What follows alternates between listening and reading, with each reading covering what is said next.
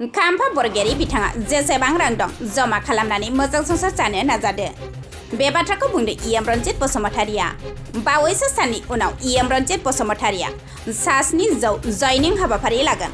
बेखौ खाम्फानि न' सेरावनो लानाय जागोन। कास्तब बसुमतारिया मासे जोला सिंखावरिसो। गतिके बे सिंखावरि जोलानि बाथ्राखौ लानानै जेबो गोनो गोथो जानांगौनि खोथा गैया। 852निफ्रायबो बांसिन बिपिएफनि दिनाव टेट पास जानानै लाइसफल जानाय लाइमोनफोरखौ UPPL दोलोआ साख्रि होदों। बेफोर गोख्रों बाथ्राखौ इएम रन्जित बसुमतारिया खौरांनि मेलनि गेजेरजों बुंथियो। दिनै UPPL दोलो एबा इएम रन्जित बसुमतारिखौ मोजां मोननानै 14 नं सेरांदुवार आस्राबारि प्राइमारि बिपिएफ दोलोनि गोख्रों 11 सानिबो बांसिन सोद्रोमाफोरा UPPL आव जयनिं जादों। नोंथांनि मावनाय बा UPPL दोलोनि आदर्शखौ मोजां मोननानै दिनै आस्राबारि प्राइमारिनिफ्राय BPF दोलोनि गागि दैदेनगिरि बिथांमोना दिनै आरोबाव नोंथांनि न'आव फैनानै जयनिं जालायबाय मा दिनै जोङो जुदि 14 नं सिरांदुवार बियाबनि बाथ्राखौ सानोब्ला रुनिकाटाखौ BPFनि मेइन दुर्ग होननानै बुङो, खरं होननानै बुङो। किन्तु बे रुनिकाटायाव दिनै BPFनि जा सापर्टारफोर बियो लाथिख' जानो थांगासिनो दं। आं बुङा लाथिख' जाबाय होननानै थांगासिनो दङ। गतिके बावैसोनो रुनिकाटायाव जोङो 700सा जयनिं खालामनायनि थाखाय प्रग्राम लादों आरो बे प्रग्रामखौ जोङो फुजानि सिगांनो लागोन आरो खाम्फानि न' सेरावनो लानाय जागोन। गतिके दिनैनि समाजाव सान्ति आरो जौगालु बे बाथ्राखौ लानानै 21st सेन्चुरिनि सुबुं हिसाबै गासैबो लुबैयो। जाय असान्तिनि राजा हाग्रामा महिलारि आरो बिनि सान्थ्रि गाहाय खाम्फा बरगयारि बिथांमोननि दैदेननायाव जाबायदि माने पलिटिकेलि लाभालाभनि थाखाय सोरबा सोरबाया ब्लाडसेड लाबोदोंमोन, कनफ्लिक्ट लाबोदोंमोन, बेफोरनिफ्राय उद्रायनाय मोननानै मानब गेदेर प्रमद बर' बिथांनि दैदेननायाव UPPL दोलोनि जा खुंथाय राहा खान्थि बेखौ मोजां मोननानै दिनै दोलै नोगोरै फैगासिनो दं। अबयसे हाग्रामाया दा मोनसे जयनिं प्रग्राम देखायगासिनो दङ। मोनसे समाव BPFखौ गिनानै BTCनि मानसिफ्रा BPFखौनो सापर्ट होजोबखादोंमोन। गतिके बै BPFआनो BPFआव जयनिं जानायनि खुनु मिनिं गैया। बेखौ जोङो प्रमान होनो हायो। मैया बाक्सानाव उदालगुरियाव मोनसे जायगायाव जयनिंनि मोनसे माबा हगारदों नोंथांमोननि मिडियानिफ्रायनो भिडिअ हगारदों आसामिसना। মই BPF আছিলো মাজতে অলপমান মানে মিটিঙে কামে ওলাবলৈ সক্ষম হোৱা নাছিলো, অসুবিধা থকাৰ কাৰণে আকৌ এবাৰ আজি মই BPF জইন হলো होननानै बुङो। আকৌ एबार आरोबाव खेबसेबाव BPFआवनो दंखायोमोन, माने मानसिफोरखौ देखायनो थाखाय BPFआवनो जइन जाफिनदों होननानै लासिं सिं बाथ्रा आरो। नाथाय बिथांमोननि दैदेनगिरिफ्रा बुङो, खाम्फा बरगयारि बिथाङाबो बुंदों बिथांमोननि जयनिं प्रग्रामावनो UPPL दोलोनि मानसिफ्रा मोना थांनानै हर थांनानै बादा होयो। बेसेबां जयनिं जानांगौ मोनसे खोन्थाखोनाय जेब्ला जोङो हाग्रानिफ्राय फैदोंमोन सिजफायार खालामनाय, एकर्ड खालामनाय गासिखौबो माबानानै बे समाव नोंथांमोननि सांबादिकफ्रानो जोंखौ सोंदोंमोन जे नोंथांमोनखौ सोरबाया जर जबस्ति लाना फैदों नामा होननानै। आं बेवहाय थोंजों फिननाय होदोंमोन, मानसिखौ अन्थाइखौ थिखांना लाबोनो हागौ खिन्थु मानसिखौ थिखांना लाबोनो हाया। दिनै मानसि, बे मानसिखौ जों खानानै दोननो हाया। सोरबाया थांनो गोसो जादोंबा बे थांखागोन आरो सोरबाया थांनो गोसो जायाखैबा बेखौ हाजारखि नाजाबाबो बेखौ लांनो हाखाया। गतिके गोसो जानाय मानसिया थांदों। बिथांमोना लांनो हायैनि थाखाय मानसिफोरजों फुस्लायबाबो थांजायैनि थाखाय बे बाथ्राखौ बुंदों। बेफोरथ' अनला ओंख्रियाव आगान थायै रावफोरसो।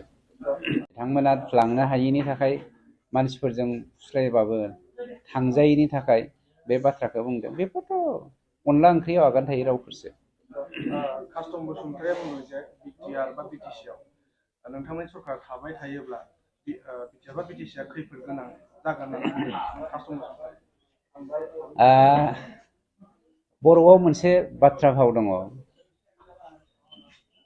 मा होनो सिंखावरि जोला। सिंखावरि जोलानि सल'खौ नोंथांमोना खोनादोंना खोनायाखैथाय? सिंखावरि जोलाया बिलो मोनसेयावनो थाया, बिलो सोलाय सोलाय बियो बारस्लायबाय थायो। आरो कास्टम बसुमतारी नामा, कास्टम बसुमतारीयाबो माथो सिंखावरि जोलासो। गतिके बेसेन गैयै बे सिंखावरि जोलानि रावखौ लानानै जोंनि बिटिसिनि मानसिफ्रा आबुं साबुं जानांगौनि गोनांथि गैया। समाज दानायाव आं नङा, आंखौथ' जेनेबा UPPL दोलोनि सासे दैदेनगिरि हिसाबै गुबुना गुबुन बाथ्रा बुंनानै माने बाहाना खालामदों होननानै बुंनो हागौ, खिन्थु बिसेसभाबे इन्टेलेक्सुवेलि स्टाडि खालामबाय। मोनसे समाव हाग्रामानि दैदेननायाव जौ जुवा ड्राग्स मेला 365 सानाव 365यानो मेला जायोमोन। 365 सानाव 365यावनो जोंनि सेंग्रा सिख्लाफोरनि जिउआ बरबाद जानायखौ जों रेकर्ड दङ जोंनाव। गतिके दिनैनि सम आरो आगोलनि सम बेसेबां माने अख्रां आरो हाजों सोमोन्दो दङ, डिफारेन्स माने फारागथाय दङ। बेखौथ' जों बुंनांगौनि गोनांथि गैया, बेखौ समाजानो मिथिखादों। गतिके बिथांमोना हाजारखि कमप्लेन खालामदों, जोंनि सायाव प्रपागान्डा खालामदों, बिसोरनि प्रपेगेसना समाजनि गोरबोआवहाय थावरि गैलिया। मोनसे खोथा कास्टम बसुमतारीया बुंदों जे इन्डियानि सिराजफोर बा सोद्रोमाफोरखौ लोगोसे माखासे बिटिसिनि लाइमोनफोरखौ नोंथांमोननि सरकारा साख्रि होनो हायाखै होनना बुंदों दिनैसिमाव। आं NDP होननानै डाइरेक्ट बुंनो नागिरा। गासिबो ग्रेजुवेलि जालांगोन। 3 बोसोराव 1 बोसोरा अलरेडि कभिडआवनो थांखादों। 2 बोसोराव मा मावदों मा मावाखै जों बयबो मिथिखागौ। 852निख्रुइबो बांसिन टेट फरिखा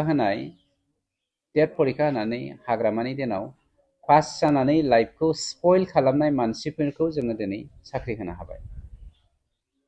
900निख्रुइबो बांसिन 1990 मायथाइनि OBB होननाय अपारेशन ब्लेकबर्डनि गेजेरजों साख्रि मोननाय मानसिफोर जायफ्रा दिनैसिम BPFनि समाव पेमेन्ट मोननो हायाखैमोन, 900निख्रुइबो बांसिन मानसिनि साख्रिखौ जों दिनै रेगुलाराइज खालामबाय। गोबां एग्जाम्पल दङ जों बुंनांगौ जायोब्ला। मोनसे खोन्थाखौ जोङो नाय, जोङो माबोरै साख्रिखौ डाइरेक्टलि होनो हानो।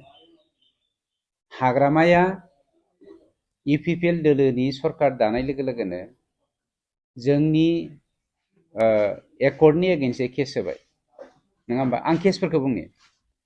जोंनि सेन्ट्रेल सिलेक्सन बर्डनि गेजेरजों जों जे साख्रि होनायनि मोनसे बेबस्था दङ काउन्सिलाव, बे सेन्ट्रेल सिलेक्सन बर्डनि एगेन्स्टै बिथांमोना हाइकर्टआव केस होबाय। हाइकर्टआव केस होनाय डेट सिन्थाय आंनाव दं, आं दा डेटाखौ लायाखै, नोंथांमोना नेयोब्ला आं दाबो हरनो हायो डेटाखौ। आंनाव डायरियाव दं, डायरिखौ लाफानाय जायाखै। थांनाय जुन मासाव जोङो केसआव हाइकर्टआव देरहानो हाबाय। दा जोङो सेन्ट्रेल सिलेक्सन बर्डखौ दानो थांगासिनो दङ, मानोना बेखौ दाखांबासो जों साख्रिखौ होनो हागोन। जोंनियाव 1100 पस्ट खालि दङ। 1100 पस्ट खालियावहाय मुंख्लं फेमिलिनो बेसेबां पार्सेन्ट जोङो होनो हागोन, जोंनि एक्स NDP वार्कारफोरनो बेसेबां जोङो पार्सेन्ट होनो हागोन, एक्स आबसु वार्कारफोरनो लेखा गोनां सेंग्रा सिख्लाफोरनो बेसेबां पार्सेन्ट होनो हागोन, बेखौ जोङो दा स्टाडि खालामगासिनो दं। हाग्रामाया गावसोरनो साख्रि दाहोनो हाथों होननानै केसबो होगोन आरो जोंखौ साख्रि होनो हायाखै होननानैबो बुंगोन। आं दहायनो बुंखांबाय, माने सिंखावरि जोलाया बेसेन गैया। बेयो जो नागिरनानै जेरै सिंखावरि जोलाया बिलो सोलायबाय थायो, थिग बेफोरबायदिनो कास्टमनि केरेक्टार, बियो कास्टमार नागिरना गाव कास्टमार हिसाबै माने दिनै माने मोनसे हालामनिफ्राय मोनसे हालाम माने पार्टि सोलाय सोलाय दिनै समाजखौ गुबुंले खालामनो नागिरदों। गतिके मोनसे खोन्थाया स्पस्ट, 900निख्रुइबो बांसिन जोंनाव मा होनो गावबुरा पस्ट दङ। बे गावबुरा पस्टखौ सरकारि खालामनो जों नाजागासिनो दङ। दाखालि 11टा केसखौ जोङो हाइकर्टआव देरहाबाय BPFनि एगेन्स्टै, दा आरो मोनथाम बिथांमोना केस होबावदों। अब्लाबो बे मोनथामखौबो जों बावैसोनो देरहानो थांगासिनो दङ आरो गावबुरा 900 पस्टखौबो जों दा क्लियार खालामनो थांगासिनो दङ। गतिके रायजो राजाफ्रा बेखौ मिथिया, बेखौ जों दिनै फकास खालामदों।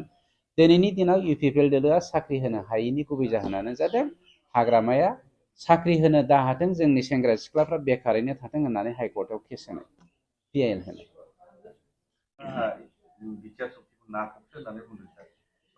गणेश कछारिया मा केरेक्टारनि मानसि आंनिख्रुइ नोंथांमोना बांसिन मिथिगौ, मिथिबाय? बिथांमोना गणेश कछारिया रामलीलानि मुङाव कृष्ण लीला जे खालामनो थाङोमोन रेकर्ड दंथ' जोंनाव दानो भाइरेल खालामनोबो हायो जोङो आरो बेफोरबायदि मानसिया बर' हारिनि बबे मोनसे गुदि बिजौखौ लानानै दिनै समाजनि बाथ्रा बुंनो फैदों जों मिथिया आं बेखौ पार्सनेलि एटेक खालामनो थाङाखैमोन जोङो गणेश कछारि बायदि जोङो कृष्ण लीला खालामनो थाङा नाटक खालामा बिथाङा जोंनि बर' लाइमोन सेंग्रा सिख्लाफोरखौ लानानै बहुत नाटक खालामबोबाय जौ लोङै लोङै गावनि चेम्बाराव सिन्थाय गावनि क्वार्टाराव सिन्थाय गाज्रि भाइरेल जानाया जोंनाव रेकर्ड दङ गतिके गाज्रि आखलनि मानसिफ्रा गाज्रि राव बुंनायखौ बर' समाजा बिटिआरनि समाजा खोनासङालै खाम्फा बरगयारि बिथाङा नैबे फैबाय थानाय एमपि इलेक्सनाव बिपि दोलोनिफ्राय गावखौ गसंगोन होननानै खौरांगिरिफोरनि सिगाङाव माब्लाबा बुंनाय आं बिथांखौ देरहागोन ना जेनगोन बिथाङा सार बिथांखौ गिबियाव आङो बेस्ट अफ लाक जासिग्रोबाय गाहाम हामलायथि जासिग्रोबाय इसोरा बिथांनि गाहाम देहा गुफुं देहाखौ जेब्लायबो नोजोर होबाय थाथों बिथाङा सासे गाहाम बा मोजां बर' दैदेनगिरि डेम'क्रेसियाव बयहाबो मोन्थाय दङ राजखान्थि गेलेनो बा राजखान्थियाव बाहागो लानो बिथांनि देरहासारनायखौ आंबो लुबैयो देरहाथों खिन्थु मोनसे खोन्थाया सैथो बिपिएफआ दिनैनि दिनाव देरहानायनि लामायाव गैला टिकेट लानायनि सिगां खाम्फा बरगयारि बिथांखौ खावलायदों नोंथांनाव जा एसे एनै रां दंबावो बेखौ जिमायनानै रायजो जानो नाजादो थाखाखौ गारनानै हाग्रामाजों बिट्रे खालामजा मानोना आं दाखालिबो होनदों हाग्रामाया गावनि राइट हेन्ड चन्दन ब्रह्मखौनो जुदि सिनायलाब्ला गावनि राइट हेन्ड साफ्रोमबो बिपिएफ दैदेनगिरिखौनो सिनायलाब्ला गावजों आगसि आगदा थानाय बिएलटि लिडारफोरखौनो सिनायलाब्ला गाबोन जेननानै जेब्ला खाम्फा बरगयारिया लाथिख' जागोन रांखान्थि बिथिङाव बेखौबो बिथाङा जोगारखागोन बे 100% कनफार्म मानोना जिखुनु दाय गावनि दायखौ एरायनो थाखाय जिखुनु माबाखौनो बियो माने रिपिट माबा गाज्रि मा होनो जोगारनो हायो आंथ' दाखालिबो नोंथांमोननि मिडियायाव होनखादों दिनै जुदि नोंथाङा हाग्रामाखौ सोङोब्ला बिआर फेरेंगाया नोंथांनि सायाव अजद दैखांदों जे नोंथांनि बिहावा 150 बिगानिख्रुइबो बांसिन रिजार्भ फरेस्टखौ धंस खालामनानै साहा बागान गायदों बे साहा बागान गायनाय नोंथांनि बिहावनि सायाव UPPL दोलोआ दिनै सरकारा एक्सन लानो नागिरगासिनो दङ होमब्ला नोंथाङा मा बुङो होननानै हाग्रामाखौ सोंबा बियो मा होनगोन मिथिबाय थोद जाम्बा आंहा बिहाव गैया बे आंनि बिहाव नङा होनगोन बे क्लियार गतिके हाग्रामाया गावनि पार्सनेल इन्टारेस्टनि थाखाय जिखुनुखौनो मावनो हायो जिखुनुखौनो बुंनो हायो